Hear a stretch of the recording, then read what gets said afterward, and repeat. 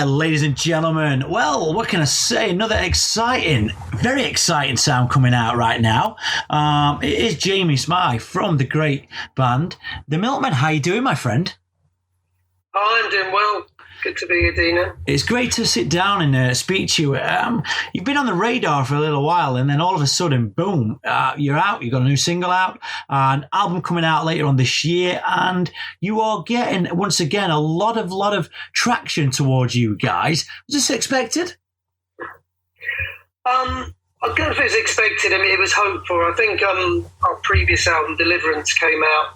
The timing could have been better. It came out just as COVID hit. So we had a load of good gigs lined up, and then suddenly nothing. So we couldn't really gig that album at all. We couldn't promote it.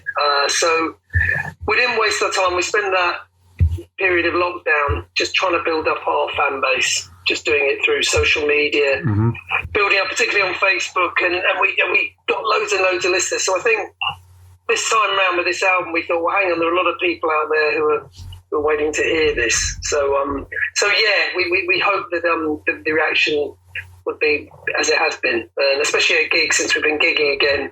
Loads of new faces and venues we were probably not seeing so full that are getting sold out now. So yeah, I think it's we made good use of lockdown, I suppose. You've gone around it the right way, and the album again, it's coming out later on, September, and I had listened to this, a few times, and I was very, very taken back by the sound of it. It was very different to the other three albums that you've got out, the Go Go Baby, you look at the cover. I'm a vinyl fan. I'm a record fan, and I like to see what the cover is all about before I even start to listen to it. I don't know why. I'm old school, and it definitely has the eye-catching cover. And then you turn on, and you seem to have a great sound, which covers all the genres of blues, of rock and roll, that little bit of Thin Lizzy type kind of 70s vibe. Am I right by saying this, or totally off the chart? I mean, there's an obvious influence, I think, in Dr. Feelgood, which a lot of people say, especially when they see us live with a four-piece. So there's definitely that. There's a lot of blues in there. But, I mean, Thin Lizzy, you mentioned, I mean, they're definitely a reference point for us. ZZ Top, another one, Aerosmith. So, yeah, we have got a whole load of influence that all come together. Our drummer, Mike, I mean, he's very much from the Charlie Watts school. He doesn't know what sort of music we're playing a lot of the time. He's straight from jazz, but that adds to the element as well. And I think with this album, we had a clear idea of how we wanted to sound, each song to sound, and we very much went in with that blueprint. And I think it's come out. I mean, there's quite a bit of variety to the album, as you said. It's just sort of doo-wop, Elvis-y type stuff. There's good old-fashioned R&B, and there's some heavier stuff as well. So yeah, definitely. It's come out as we hoped it would, which is good. No, it's got a great sound. And again, the album title, Spin the Bottle, and it's definitely spun a lot of genres, like we just mentioned, into one. You got a great songwriter with you as well, Adam. Adam's been around the block a few times. He writes great stuff. Are these the kind of songs that he has just had and brought to the table and said, right, guys, I've got this, let's do this? Or do you guys have the input on that as well? Well, I think, with the Milkmen, obviously Adam's done a lot of solo stuff. He's done the Mustangs as well. But Adam and I have written since we went to school together. So Adam and I have been writing together for years. So for certainly the first album was just Adam and me plus a couple of covers. So yes, Adam and I are the main songwriters. So I think it's about seven of the songs on there Adam and I have co-written.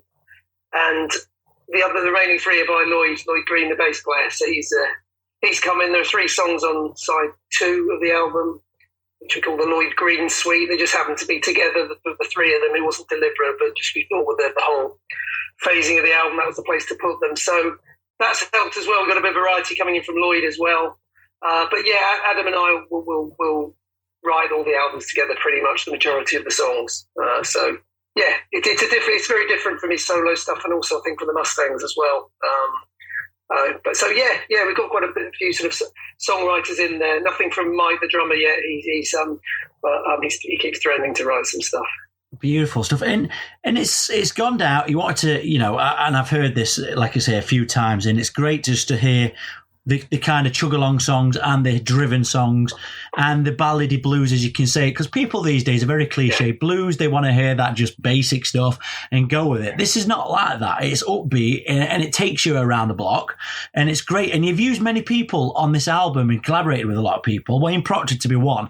And those people that don't know much about Wayne, he's produced some great stuff, King, Ray Davis, you guys. Yeah. Was there a reason why you went with him when you've got the whole block to look round and pick any cat you want to pick out the line, Well, I did. We worked with Wayne on the previous album, Deliverance, and I think, we were really pleased with that. And then so he just seemed the natural guy to go to. I think we had a bit more idea of where we wanted to go on this album as well. So I think Adam was quite sort of instrumental in producing it with Wayne. But he's got such a good reputation. He's got such a fine ear. He hears things in the music that we're not hearing. He makes suggestions, and it's very much a two-way street, really. But he's fantastic. He's such a good drummer, but he's got a good ear for the vocals as well. He's got some great ideas, and he was just the natural guy to go to for us. We're really pleased with him. No, it's great when it's in great hands as well. And again, his reputation upholds him. He's a great drummer. He's played with a hell of a lot of people, so his reputation is there. And the album to me sounds very stripped, basic, just there. Was there a reason for that, or did you just want to go in there and keep it simple, no layers on layers on layers? Is there any reason why you choose definitely. That? Well, I think so. We're always conscious again of we wanting to play. For the most part, we want to play the album live if we can, so we're always aware of that. But we like working that way. I mean, we go in and we will just record as a live band. I'll be separately, normally sort of in the mixing room singing, but the three guys will be in there just playing, and we'll normally, it's normally second or third take. We'll have the basics down. We'll then go away and Adam will overdub. Minimal guitars really. There aren't many overdubs on it. And then we'll work on the backing vocals a bit, but again, it's hardly Queen or ELO or anything. It's fairly restricted backing vocals, but we'll work hard on the different harmonies. But it's pretty much a live band you're hearing on this album, and indeed all our albums really. And I guess that's a great trick as well up your sleeve. When you want to play to the punters, there's no hiding. This is what you're getting on the album, and nobody can really, as a critic point of view, slate you for that, I guess. So it's a great tactic in that way. But you guys are sounding great live, and seeing the reviews from you guys gigging, you seem to once again have won a lot of people over and new fans. Has it seemed that way when you've been playing? Definitely. I mean, since we've come back from lockdown, it really has been very different. It's suddenly, like I said, we've been playing. For example, we played the Cambridge Rock Festival, which was great a couple of weeks ago. Mm-hmm. We'd done it a couple of years before, then we did 2016, 2018, but we were on a lot earlier in the day, and great reaction, but the crowd wasn't there as much. It wasn't a full tent. I mean, this time round, we're selling out venues, we're getting a great reaction, and it's good for us. I mean, we're battle hard, and we spent a few years. We started as a covers band, essentially. That was the idea. There's no real ambition there beyond playing the songs we liked in pubs. So we were often playing to, the proverbial two men and a dog. So we're quite sort of hardened to not having an audience there, but just giving it our utmost every time. So to finally be playing venues that we're selling out and festivals where we're getting a full crowd there it's brilliant. And you just feed off that naturally. So it's been a really good reaction. So we're loving our gigs at the moment. We played the Tuesday Night Music Club first time last week in Coulston, which is always one we wanted to do, and again that was another sellout and fantastic reaction. So it's going well. No, it's great. It really is. And you guys do work hard, and it's great to see that you get on the road and you deliver well and you look great with these suits, etc., which I think a band that always looks good, plays good, has got that whole ticket. And you guys have got a whole bunch of diversity in that band. You've got some great musicians. How did you all assemble them? Because you've got Legends, Sons, you've got yourself, you've got Adam, the Mustangs. How did that all evolve into a band then? Where did you all think, right, let's get this group together and make this sound? Well, it wasn't planned. I think it's originally the Milkman started. It was my idea. Adam was in the Mustangs. He was doing his solo stuff. Adam and I were in bands when we were younger. I'd sort of, stopped doing music really and, got a proper job, as it were. and then was missing it, and it was a case of, Adam, should we get the band back together? And he was like, I'm busy enough. I was like, come on, we'll laugh, just the odd pub gig. And it naturally evolved. We did covers for a few years. Then our drummer left, and our bass player went to Australia, Gareth Huggett. And we were suddenly, okay, what do we do? And as he left, Gareth said, sure, he'd introduced Mike Roberts, the drummer who was in the Pirates. He was the last drummer in the Pirates. And then obviously Mick Green sadly died, and so Mike was available, and we had Mike as the drummer. And then when Gareth left, it was a case of, well, let's try Lloyd. Him and Lloyd have been in bands together for years. Lloyd had helped out with the Pirates quite a bit as well, and him and Mike have been in bands together. So we had a ready-made rhythm section who had played together for years. You had Adam and me who've been in bands for years, and it was just bringing the two together. And it was one of those. It's cliche time. And as soon as we got in the room, we didn't rehearse first. We had a gig immediately. Our first gig was a wedding, a strange wedding in Penge, South London. So Lloyd learned all the stuff, and we went in and just did a load of the standards. But it was a bit of magic. This is going to work. And that was back in 2015, and we just carried on, and it's grown and grown, and it gels. It really does gel. They're great. I'm so lucky as a singer. It's fantastic. Yeah, because they're such good musicians. Really, and each one have their little crowd around them, looking at them. You've got the bass fans who's hovering around Lloyd, and then people stare at the drums. It makes the singer's job a joy and a lot easier. It's beautiful. It really is. And again, the Pirates, just being the Pirates was huge. And they was one of the hardcorest touring bands going. They were so upbeat, raw, sweaty club stuff.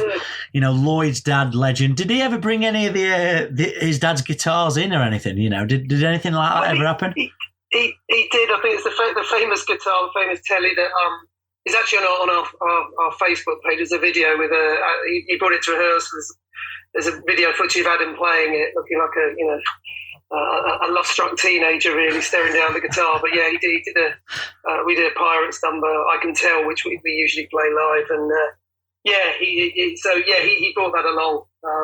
It was a bit Spinal Tap, don't even look at it type thing, but it was he had a good play on that. So the Pirates were a huge inspiration even before Lloyd joined for Adam and me. Feelgood and the Pirates, but we try and take that into something. There was apparently a saying going around the scene at the time: you never want to follow the Pirates, you never want to be the band to go on after them.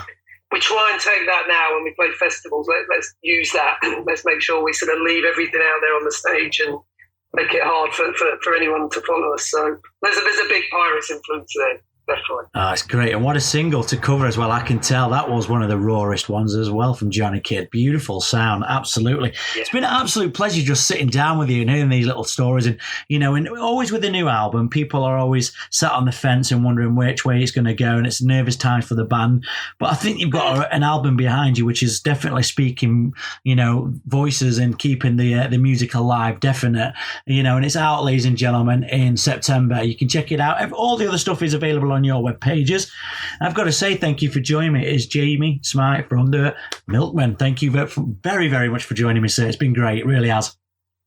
Thank you, Dino. It's been my pleasure. Thank you. Thank you so much. Ladies and gentlemen, check it out. It's on all the web pages.